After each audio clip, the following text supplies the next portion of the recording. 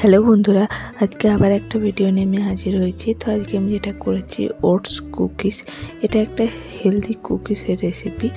এটা বাচ্চা থেকে বয়স্ক সবাই খেতে ভালো লাগবে, আর এটা করতেও খুব একটা টাইম লাগে না। তো এই ওটস কুকিজটা আমি কীভাবে তৈরি করছি সেটা আপনাদের সঙ্গে শেয়ার করব। আর দেখতেই পাচ্ছেন কতটা সুন্দর হয়েছে আর কতটা খাস্তা। তো কীভাবে করেছি তো ভিডিওটা দেখে নিয়ে যাক। তো প্রথমে একটা বড় পাত্র নিয়ে নিয়েছি, তাতে দেব 2 চামচ ঘি,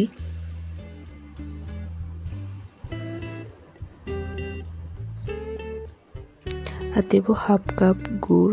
যেহেতু এটা আমি একটা হেলদি কুকিজ করেছি আর বাচ্চারাও খাবে এবং বয়স্ক যারা তাদেরও খাওয়া চলবে, তো আমি এখানে গুড়ের ইউজ করেছি, চিনি ইউজ করিনি। খুব ভালো করে গুড়টাকে ঘিয়ের সাথে ভালো করে মিশিয়ে নেব।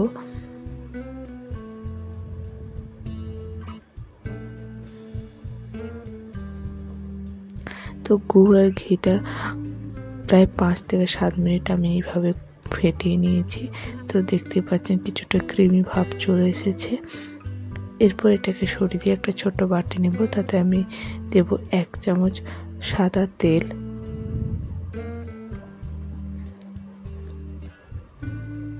আর ওই চামচ মেপে দেব 2 চামচ জল,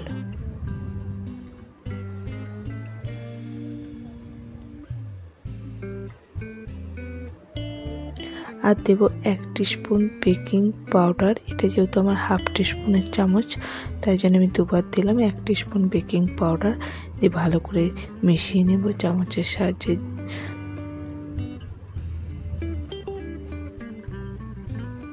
এই মিশ্রণটা এই গুড় আর ঘি যেটা করে রেখেছি তার মধ্যে দিয়ে দেবো, দিয়ে ভালো করে আর একবার মিশিয়ে নেব।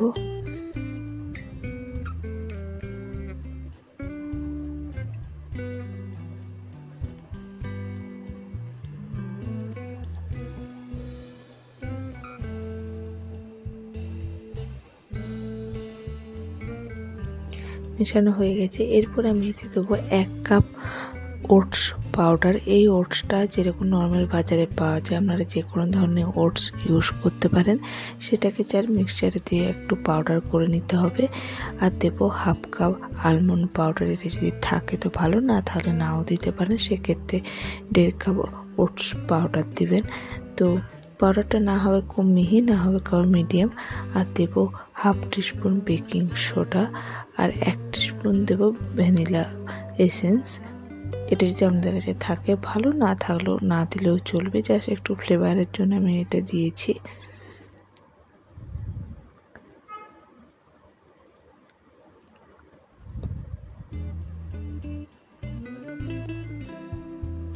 আর দেবো 1 চামচ থেকে 2 চামচের মতো চকো চিপস। এটা আপনাদের কাছে যদি থাকে তো ভালো, যেহেতু এটা বাচ্চা খাবে আমার, সেই জন্য এটা আমি চকো চিপস ইউজ করেছি। আর 2 চামচ দেবো আটা দিয়ে খুব ভালো করে এই চামচের সাহায্যে মিশিয়ে নেব। খুব একটা যেরকম আটা মাখে সেরকম না, জাস্ট মিশিয়ে নিলেই চলবে। তাহলে কুকিজগুলোর মধ্যে যে হাওয়াটা যাবে তাতে কুকিজগুলো খুব খাস্তা হবে, আর দেখতেও খুব সুন্দর তো হবে, খেতেও কিন্তু খুবই টেস্টি হবে। তো এইভাবে জাস্ট মিশিয়ে নিতে হবে।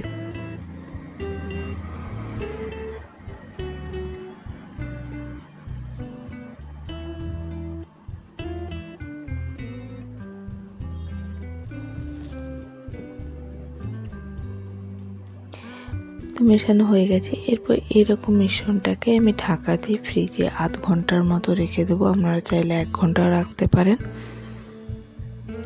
অন্যদিকে যেটাতে আমি কুকিজ তৈরি করব, তো এরকম একটা স্টিলের থালা নিয়ে নিয়েছি। তাতে এরকম একটা পেপার, যেটা আমি থালাটা বসে পেপারটা কেটে নিয়েছি থালার মাপে দিয়ে, সেটাতে আমি অয়েল ব্রাশ করে নেব। যেহেতু আমি এখানে বাটার পেপার ইউজ করছি না, তো অয়েল ব্রাশ উপর দিকটা করে নিয়ে সেটা থালার মধ্যে দিয়ে দিলে খুব সুন্দরভাবে থালার মধ্যে পেপারটা বসে যায়। দিয়ে আবারও উপর দিকটা একটু অয়েল ব্রাশ করে নেব, তাহলে এটা আমাদের বাটার পেপারে কাজ করবে। তো অন্যদিকে 1/2 ঘন্টার পর আমাদের যে মিশ্রণটা সেটা রেস্ট হয়ে গেছে, কুকিজ তৈরি করার জন্য একেবারে রেডি।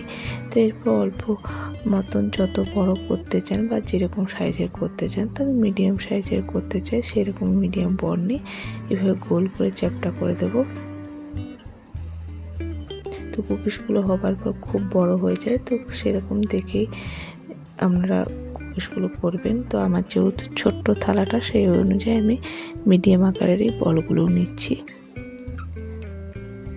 আর প্রত্যেকটা কুকিজের মাঝে কিন্তু অনেকটা করে গ্যাপ দিতে হবে, কেন এগুলি যখন হয়ে যাবে খুব বড় সাইজ হয়ে যায়, তখন যাতে একে অপরের সাথে লেগে না যায়, সেই জন্য গ্যাপটা যেন থাকে।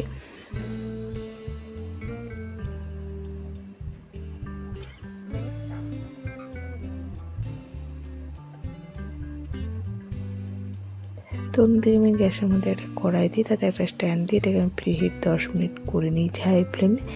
তো এরপর এতে আমি থালাটা দিয়ে ঢাকা দিয়ে দেবো। আর ঢাকার যে একটা ছিদ্র রয়েছে সেটা আমি একটা কাগজের সাহায্যে বন্ধ করে দিয়ে লো ফ্লেমে এটাকে আমি 30 মিনিট স্টিম হতে দেবো। 30 মিনিট পর দেখুন কুকিজগুলো কিন্তু কতটা বড় হয়ে গেছে। আর যখন দেখবেন কুকিজগুলো আমরা থালা থেকে ছেড়ে আসছে, মানে উঠে যাচ্ছে সহজে, তার মানে কুকিজগুলো হয়ে গেছে। তো এরপর আমি এগুলোকে তুলে নেব, বাদ বাকি কুকিজগুলোকে এইভাবেই করে নেব।